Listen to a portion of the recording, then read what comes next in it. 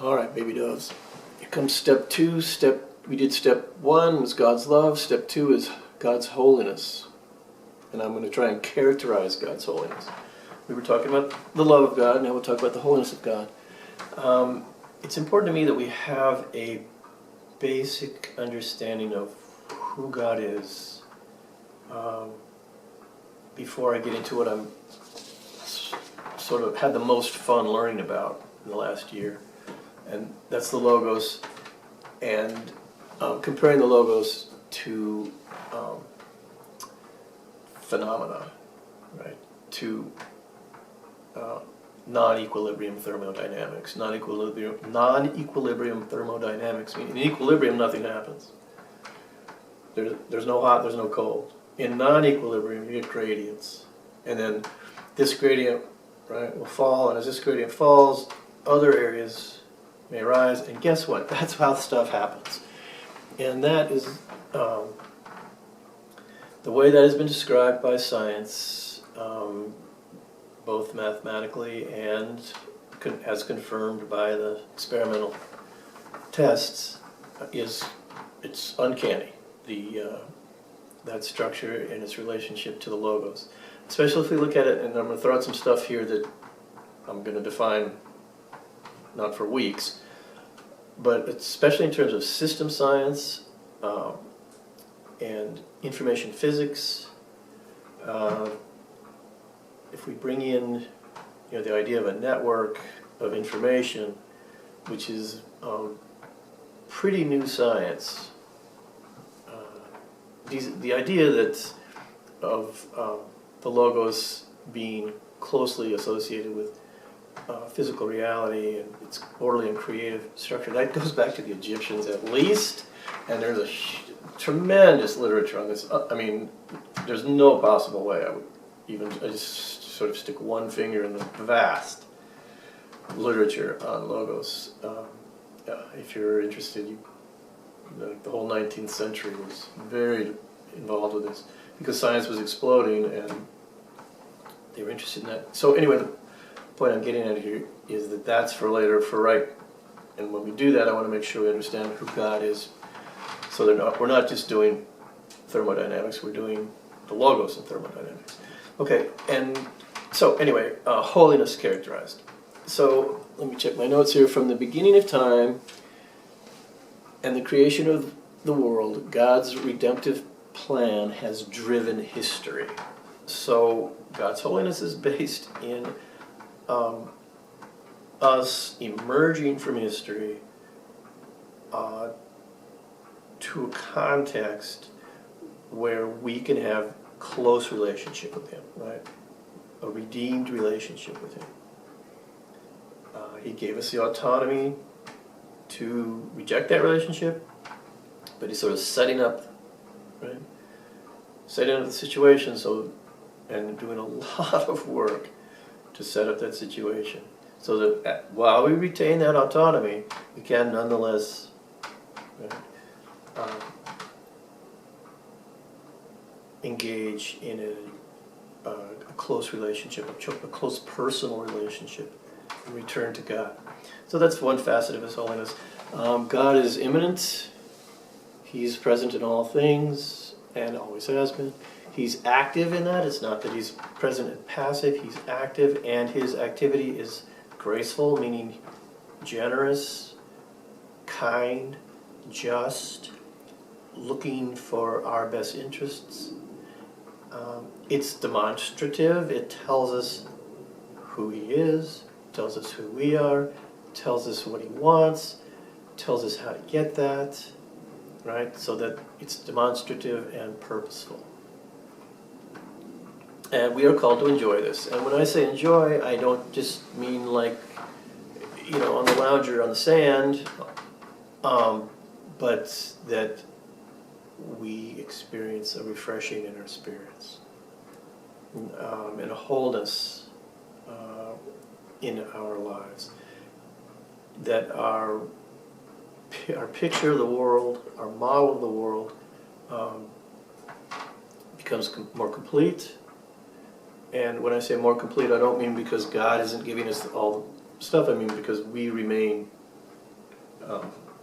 creaturely and not capable of fully appreciating that. But it becomes more complete, and we had, we can have experience, the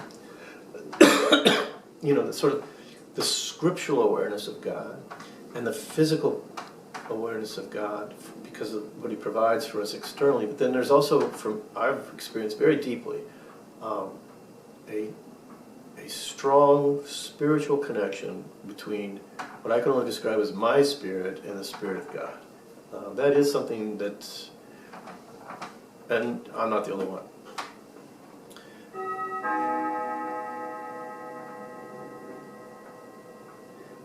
In addition to dwelling in the knowledge and presence of God, there's also, God has a very strong emphasis on justice, God's holiness. So, you can hear about, oh, be holy like God is holy. Well, exactly what is God's holiness? God's holiness is, number one, right, that purposefulness, that graceful purpose.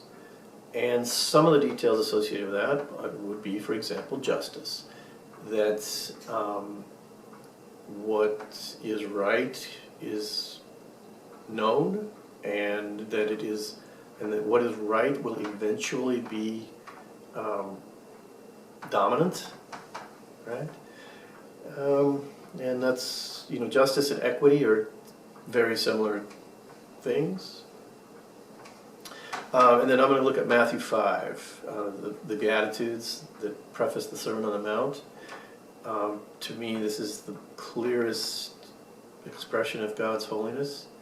And the Beatitudes describe the poor, the physically poor, people who don't have enough to eat, the people who don't have clean water, the people who don't have shelter, people who are cold when it's cold, people who are hot when it's hot, and people who are engaged in labor that is unfulfilling, right? And they're being exploited for their labor on top of not having enough, right? Somebody is extracting value from them in a way that prevents them from ever having enough. So that's poverty, right? And people who are sad, and there's a lot of things that can make you sad. People who are spiritually hungry. Maybe I have everything. Maybe look at me, I am sassy. And maybe one still retains that sort of ravenous hunger spiritually for the knowledge of God, to see God's purposes fulfilled in the earth, right? For people who are pure in heart, meaning guileless, people who do not get the joke, right? The rude joke, people who don't, who are polite in traffic, polite in the, right? I mean, there are lots of situations where one may need to put special emphasis on, remaining polite, and for some people that's just natural. They just have pure hearts, and they're able to remain pure and sweet, even when conditions might make it easy to do otherwise. I am not one of these people. Also, God looks to peacemakers as an example of His holiness. So in other words, rather than escalate, right? I've been wronged, I'm going to retaliate. I've been wronged, I'm going to escalate. It's like, I've been wronged, I'm going to make it right. I'm a teacher. I'm not good at this, but I have no choice but to practice it. And that's one of the best things about my job, is that children are immature and they will wrong you. It's a part of their growing up, and I have learned to be somewhat better at de-escalating that and saying, oh, you've wronged me, but saying to myself, oh, I've been wronged, but I'm going to see what I can do here to keep this keep the truck on the road. And then last but not least, if you've been persecuted for righteousness, that makes you holy. Yeah, so I wish I could say I've experienced this. I wouldn't say I've ever really been super righteous, and I wouldn't say I've ever been in a situation where people were so unrighteous that they were going to persecute me. You know, it's never been that differential where I'm the righteous one and they're like persecuting me for it. It's been more like I'm the less righteous one, and so there's no real reason to persecute me for being righteous. It's just sort of circumstances of who I am. That's not one of my strong points. Anyway, in any case, the holy people are going to be like God because they're going to be truthful. They're not going to lie, even small lies, when it's to their to gain an advantage. Now, it's okay to maybe soften your words if it's to somebody else's advantage, right? But truthfulness, veracity, is very closely tied to holiness, as is, of course, generosity, right? I have more than I need, and even if I don't have enough, you have less. Let's, right? If we're both starving and I'm starving less, equity is, right? Justice is,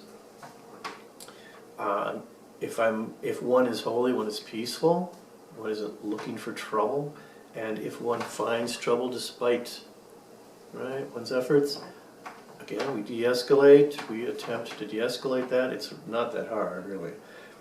De-escalation is something I've always had a little knack for, mostly because I don't want to have to hassle, I don't want to deal with the paperwork. It's like, I'll just de-escalate. Why would I let my pride get in the way of hassle, right? I don't know. That's just a genetic quirk, or I don't know where I got that. And then another thing that makes you holy is accepting of difference. So if someone, you meet somebody and you're like, that's just annoying. Our chemistry is off, right? You give me the ick. You give me the eek. Yeah, there are lots of people who don't get the ick. I don't care who you are, you just can't ick them out. You can't eke them out. Again, I'm not one of those. But if I feel eked, I'm trying to get that little mechanism that says, hey, be nice. Okay, and then, so maybe the most important characteristic of that defines God's holiness is that He forgives us when we fail to meet His standards, which of course we do. Again, God is transcendent. I'm not going to claim that I'm characterizing His holiness to any to a meaningful degree, perhaps, depending on what your definition of meaningful is. But I'm not. This characterization could be. It could be different in kind. But failing to meet His standards, He forgives us. Right? It's like all these things that define holiness. Number one among them is He gets that we aren't, and that's covered. That's what the earthly ministry of Christ was all about. That's what the history of Israel was all about. And there are other factors too. So anyway, that's a start. Next up is, I think we'll do a bit on redemption.